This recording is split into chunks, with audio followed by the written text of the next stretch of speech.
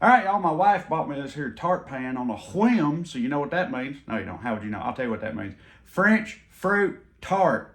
Let's get it.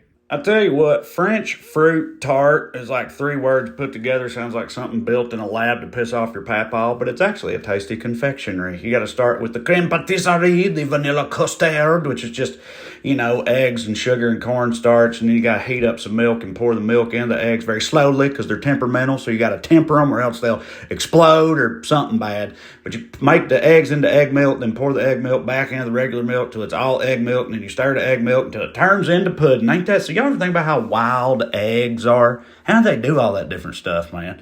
Shout out chicken butts, y'all. Either way, then it's time to put butter in it because the French have dedicated their entire culinary existence to killing the rest of us slowly. And then it's time for vanilla. All OGs know you don't measure vanilla. You just pour until your Meemaw's ghost tells you to stop.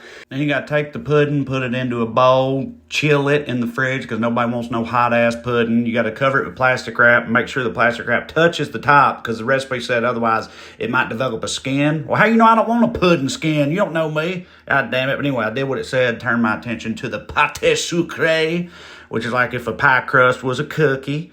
It's kind of like a shortbread crust, except it's not as, short, which I know from watching my British cakes means it's not as crumbly. It's a bit more firm, not as crumbly. And so for those reasons, a pâte sucré, much like a pair of saucy pumps and a leopard print top, always a fine choice for any tart. But then at the end, you got to take it and you got to push it down, make it into a dough ball, my old playground nickname. And then once you've got it firmed up, you got to put it aside and leave it for a minute because much like me, when I've eaten right before a comedy show, if you don't let it rest, it ain't going to be worth a shit. Time to put it in the pan. This technique, I don't know. I don't know what the hell this is. I don't know where I got this. I don't know what I'm doing. I don't know how it's supposed to work. But, hey, it didn't not work. Look, it ain't the prettiest thing, but, it's fine. Forget that. Look at that pudding. That's some silky, thick-ass pudding, y'all. I feel pretty good about that pudding. Now it's time to turn my attention to decorating, which you'd be surprised to hear. Not a lot of artistic flair in these trailer jeans of mine. I don't know what made me think I could freehand this. The hubris, y'all, I tell you. But I don't know. It wasn't too bad. But anyway, here comes the coup de grace in a minute. You ain't ready for this. You ain't going to see this coming. Here it comes, y'all.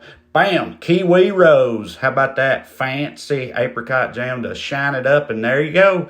Pretty. Looks good. Tasted good as hell, too. I'll tell you what, I liked it. So, yeah, you know what that means. Gentlemen, tart your engines, baby. I'm sorry about that. It was good, though. Thanks, France.